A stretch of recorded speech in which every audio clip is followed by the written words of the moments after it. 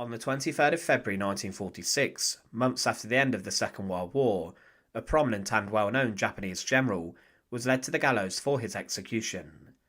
He had been sentenced to death as, under his command, at least 350,000 people were killed, and his forces committed many terrible crimes. Specifically, he was condemned under the command principle, saying he was in fact responsible for the actions of soldiers under his command, even if he did not specifically order atrocities.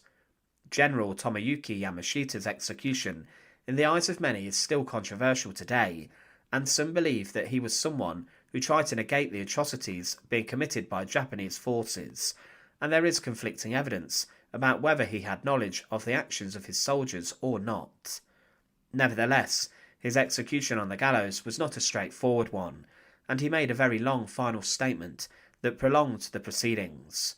It was not a quick execution, but he took time to even thank the Americans who were performing the job. But why did Yamashita go to his death on the gallows?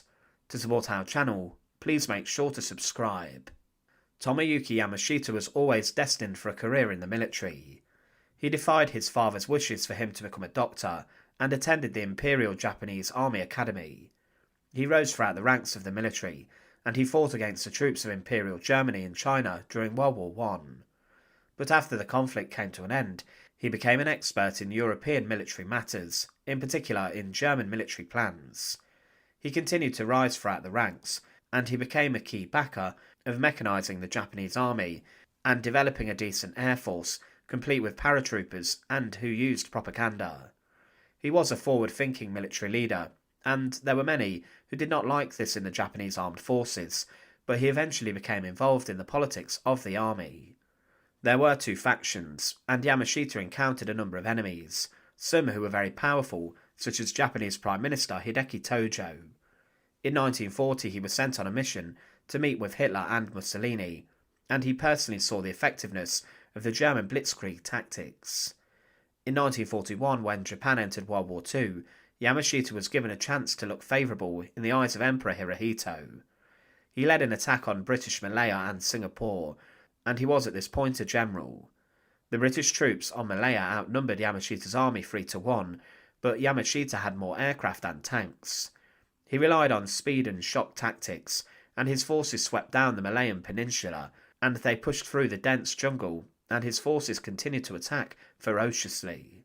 Over the course of the Malayan campaign, Yamashita managed to capture 130,000 British and Commonwealth forces, forcing the biggest defeat in British military history, and he had less than 10,000 dead and wounded Japanese forces.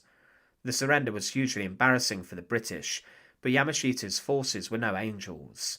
They committed terrible atrocities against civilians, and anyone who defied them was executed and killed. They also assaulted thousands of women, and inside of a Singapore military hospital, the soldiers massacred doctors and nurses, and also patients, believing they were resistors. Yamashita would later be blamed for this, and it was claimed by some, who were more critical of him, that he knew what was happening, and that he had given his men his blessing to rampage. He did, however, bring punishments for those who assaulted women, looted, and committed arson, but still the Japanese continued this sort of behaviour. For his actions, Yamashita became known as the Tiger of Malaya, but he was now in direct competition with his old rival Hideki Tojo, the Prime Minister of Japan. Tojo was closer to the political top of power, and he managed to bench Yamashita and give him less important roles to keep him quiet.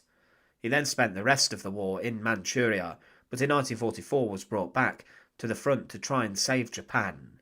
He was ordered to defend the capital city of the Philippines, Manila, and he knew this would be impossible. He left few troops in the city, and knew that this would avoid civilian massacres. He should have declared the city an open city, but refused to do this. After the fall of Manila, Yamashita retreated into the mountains, and he tried to resist the Americans, but he finally surrendered. He gave over his sword, and at the end of the war, he was brought to trial for war crimes relating to the massacres and atrocities committed in Manila and the Philippines. The prosecution couldn't prove that Yamashita ever gave any orders for these crimes to be carried out, and because of this, they tried to make out that he had failed to prevent the massacres, and because of this, he was equally responsible. The defense claimed that it was not Yamashita's men who committed the crimes, but instead another general's men. It was claimed in the court that the accused is not charged with having done something or having failed to do something, but solely with having been something. American jurisprudence recognises no such principle so far as its own military personnel are concerned. No one would even suggest that the commanding general of an American occupation force becomes a criminal every time an American soldier violates a war. One man is not held to answer for the crime of another. Some have claimed that the Americans needed a scapegoat to pin the atrocities on, and Yamashita, being involved in the campaigns and being rather senior, was the man who took the fault for this. The death sentence was already pretty much predetermined, and Yamashita did try to appeal, but the Americans continued to deny his claims and appeals for clemency. Even the president was in receipt of Yamashita's clemency petition, but he left it to the military to deal with. His execution date was set at the 23rd of February 1946. Shortly before this, Yamashita gave some of his belongings to his American guards, and he had become fond of a number of them. He had a last cup of tea before he was told that the execution was to take place. Specifically, he was to be hanged at Los Banas Laguna prison camp, close to Manila. A gallows stood in a courtyard, and his arms were bound behind his back, and on top of the scaffold stood the executioner. He had in his hand a noose, and also a black cap, which would be placed over his head, so Yamashita's final moments would not be seen.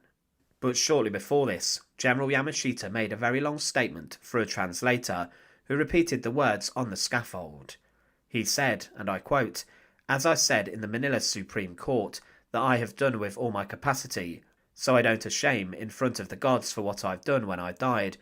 But if you say to me, you do not have any ability to command the Japanese army, I should say nothing for it, because it is my own nature. Now our war criminal trial going under your kindness and right, I know that all your American and American military affairs always has tolerance and rightful judgment. When I've been investigated in Manila court, I've had good treatment, kindful attitude from your good-natured officers who protected me all the time. I never forget for what they have done for me, even if I had died. I don't blame my executioner. I'll pray the gods bless them. Please send my thankful word to Colonel Clark and Lieutenant Colonel Feldhaus, Lieutenant Colonel Hendricks, Major Guy, Captain Sandberg, Captain Reel at Manila Court, and Colonel Arnard. I thank you." The witnesses who were stood by were moved by the man's words and his grace, and he then handed himself over to the executioner, who placed a noose around his neck.